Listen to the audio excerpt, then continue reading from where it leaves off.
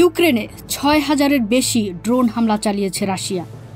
ইউক্রেনে রুশ ড্রোন হামলার নতুন রেকর্ড হয়েছে সদ্য সমাপ্ত জুলাই মাসে। রাশিয়া এই মাসে ইউক্রেনের উপর ৬,০০০-এর বেশি ড্রোন হামলা চালিয়েছে, যা ২০২২ সালে দেশটির পূর্ণমাত্রায় আক্রমণ শুরুর পর থেকে এক মাসের সর্বোচ্চ। এএফপির প্রতিবেদন অনুযায়ী ইউক্রেনের বিমান বাহিনীর প্রকাশিত তথ্য বলছে, গত জুলাইয়ে রাশিয়া ৬,২৯৭টি দূরপাল্লার ড্রোন ছুড়েছে, যা জুন মাসের তুলনায় প্রায় ১৬% বেশি। অন্যদিকে কিয়েভ ইন্ডিপেন্ডেন্ট জানিয়েছে, গত মাসে রাশিয়া ৬,১২৯টি শাহেদ ড্রোন ছুড়েছে, যা গত বছরের জুলাইয়ের তুলনায় ১৪ গুণ বেশি। তখন রাশিয়া এ ধরনের ড্রোন মাত্র ৪২৩টি ব্যবহার করেছিল। এই ড্রোন হামলায় বহু বেসামরিক নাগরিক নিহত ও আহত হয়েছেন।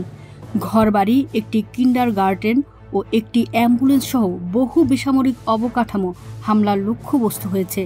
ইউক্রেনের বিমান বাহিনীর মুখপাত্র ইউরি ইহনাত জানান, প্রকৃত ড্রোন হামলার সংখ্যা আরও বেশি হতে পারে, কারণ হিসেবগুলো অনুমান ভিত্তিক।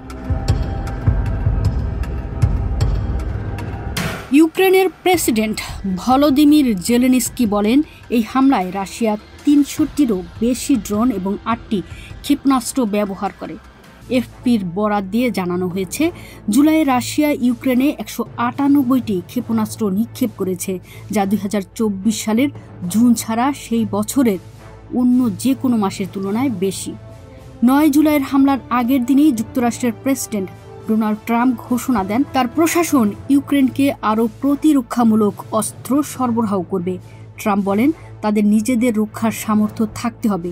ইউরোপীয় মিত্ররা ইউক্রেনের জন্য যুক্তরাষ্ট্রভিত্তিক রেথিয়ন কোম্পানির তৈরি প্যাট্রিয়ট আকাশ প্রতিরক্ষা ব্যবস্থা অর্থায়ন করবে বলেও জানান তিনি।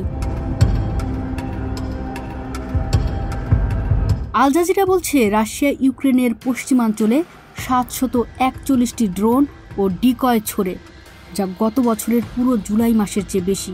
ওই দিনের হামলায় ইউক্রেনের সুমি, দোনেস্কো ও খেরসন অঞ্চলে অন্তত ৮ জন নিহত হন। যদিও ইউক্রেনীয় বাহিনী সেদিনের 10টি ছাড়া সব ড্রোন ভূপাতিত করতে সক্ষম হয়। এমন অবস্থায় জুলাইয়ের শেষ দিন পর্যন্ত রাশিয়ার ড্রোন ও ক্ষেপণাস্ত্র হামলা অব্যাহত থাকে।